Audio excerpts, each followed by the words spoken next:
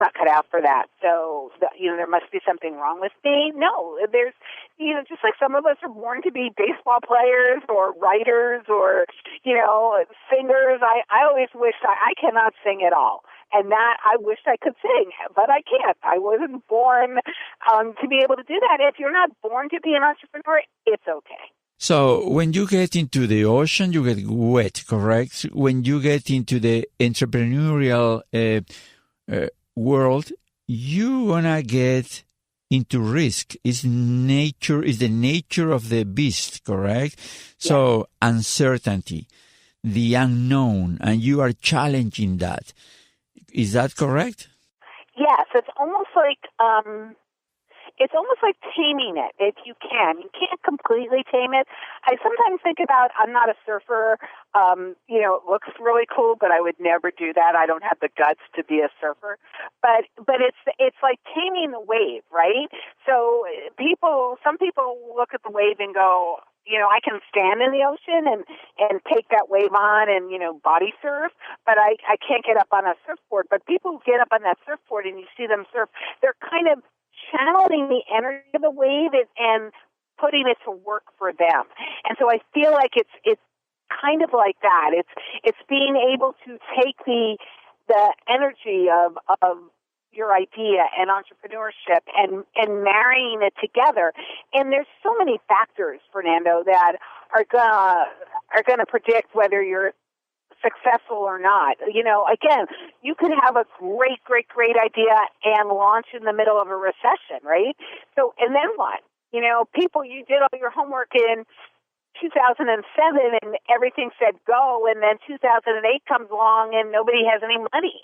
So, what do you do then? Do you keep going and perhaps run out of any resource you have, or do you pull back, you go get a job, you wait for the economy to get better, and then you launch?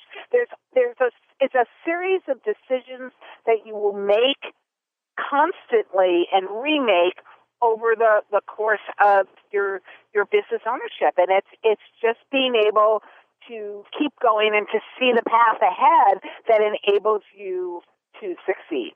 And using as many resources as you can. There's so many resources today. This didn't exist. Like I said, I've been doing this since 1978. There were so few resources at that time. This is such a great time to start and grow a business because there's so much available information and knowledge for you to tap into. Correct. Do you need to be egotistical, selfish, in order to be successful as an entrepreneur? No, I think you need to be exactly the opposite. I think you need to be collaborative.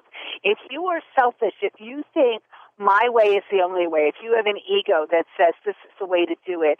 I just had an article last week on one of the places I write for, it's Small Biz Trends, that is, are you a bad boss?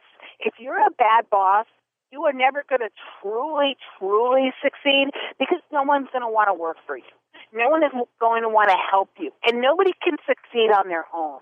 So I'm a big believer in being collaborative, and I think that's one of the things that women and the millennial generation have over more traditional businesses is that they are naturally collaborative and naturally want to not say my way is the only way or my way or the highway. It's like, hey, what do you think? And it's more of a group effort. Sure, you're the business owner, you're the last word, but it's after you take in everybody's opinion and your ego is not so big that you can't hear that somebody else has a better idea. And if you adapt what they're saying, you're going to actually be more successful.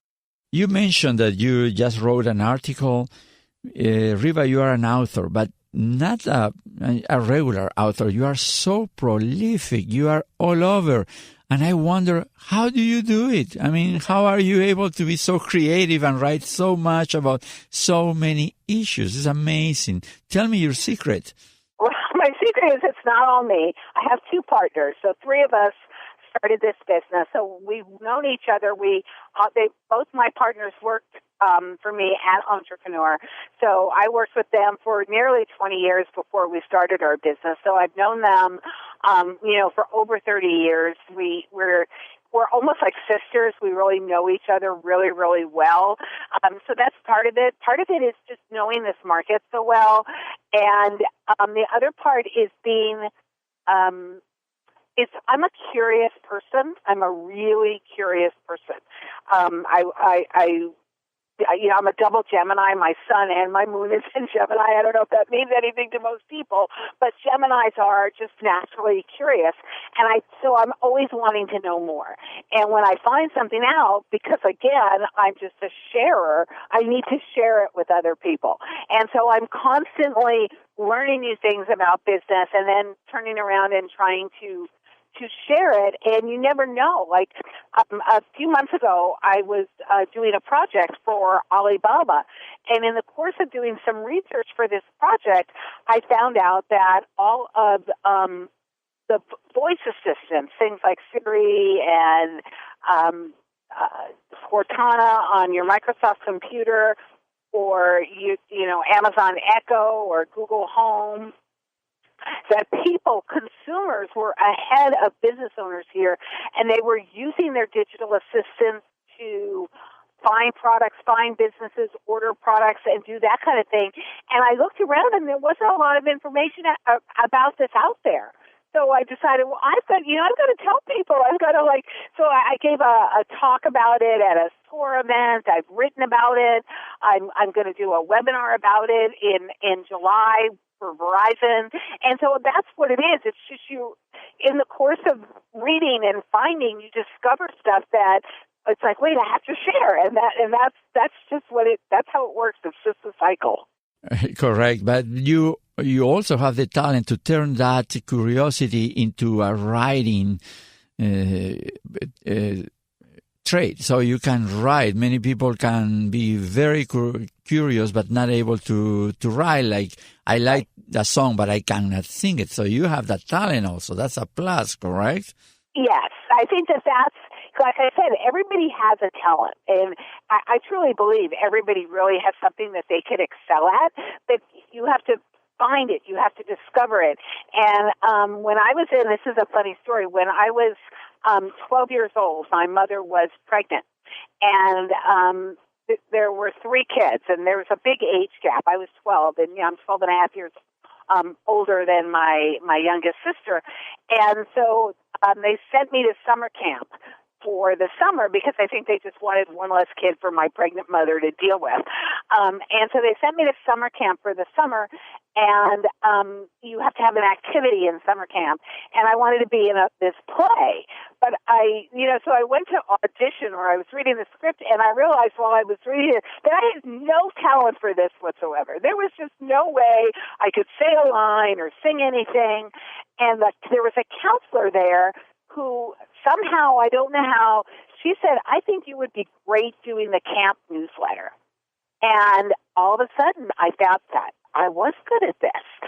I could talk to people and turn around and communicate what they were saying. So that was sort of my first experience with writing like that. And it was, again, random. And this person, recognized it in me and said, hey, you could do this. And that sort of set me on my path. So you were lucky enough to find a talent within yourself, and you turn it into a career because, you got to a point that you are one of the most recognized contributors, business contributors in USA and probably abroad also. But I want to ask you something. What about habits? What kind of habits you have besides curiosity? You could say that to be curious is a habit of yours, or you have more things that make Rieva what it is today? Well, yes, I think curiosity is a habit. I think I was just born curious. So I think that has helped me a lot. I was also a born optimist. For some reason, I'm always able to find some glimmer of hope in something and focus on that. I have friends who, this morning I was emailing with one of my business partners, and she's kind of a doom and gloom kind of person, and she said something, and I said, how did that even occur to your brain? Like, how did that even come in there? Like, it would, a thought that would never occur to me. And so I think part of that is what makes me who I am. I also think I am the oldest of 4 kids. And I think that's what taught me, that it's important to look out for other people, to take care of other people, that other people matter. I think that again, that wasn't a habit. It was I guess it was a habit, right? Over years of, watching out for my younger brother and sisters, that I think that helps as well. And then the one thing that, since I launched my business 10 years ago, the one habit I have kind of acquired is the ability to still be energetic and engaged on not a whole lot of sleep.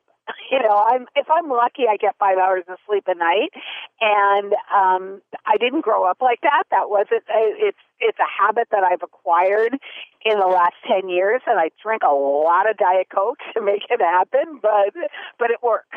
It was a habit that you would recommend to young entrepreneurs or any entrepreneur to develop, to acquire?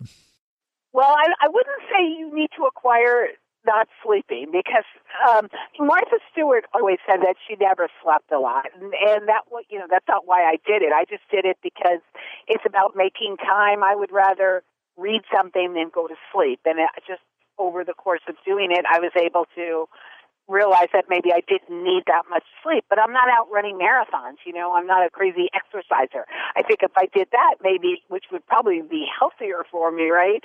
I'd probably need more sleep. I think what you need to do, in terms of what I said, to sort of adapt that to yourself, is figure out what you need for yourself. I don't want anybody to leave here saying, oh, I heard Rieva Lesonsky say you only need 5 hours of sleep a night. No, you may need more.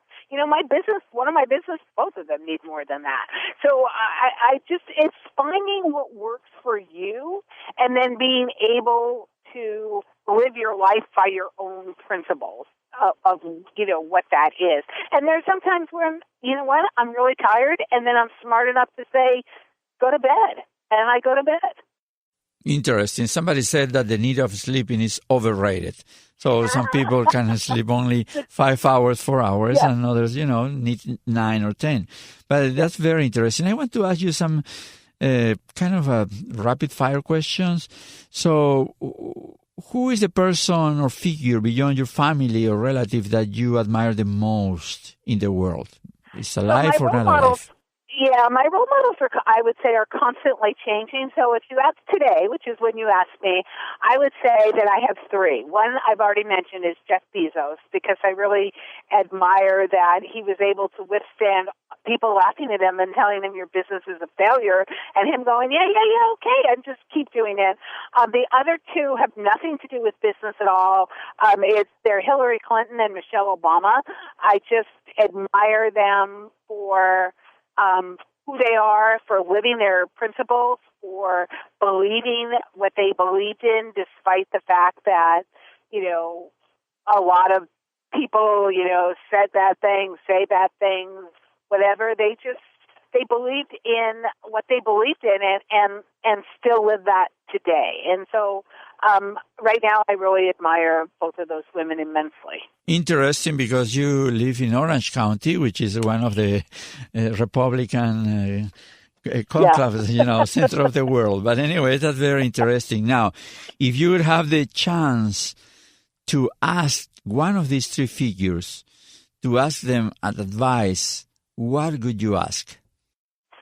I would ask about their persistence and about their ability to withstand public scrutiny, often ridicule, and have the ability to keep going, and to be so elegant about it, to not stoop to as Michelle Obama said, when they go low, we go high. I'm not sure that really works for us, but that's her belief, right? And so I think she was trying to impart life lessons. And so I think that I want to know how you do that, because I think if people said about me in public what people say about them, it would wound me deeply. I think I would, as optimistic as I am, I think I would not want to come out of my house again. Like, I don't know how people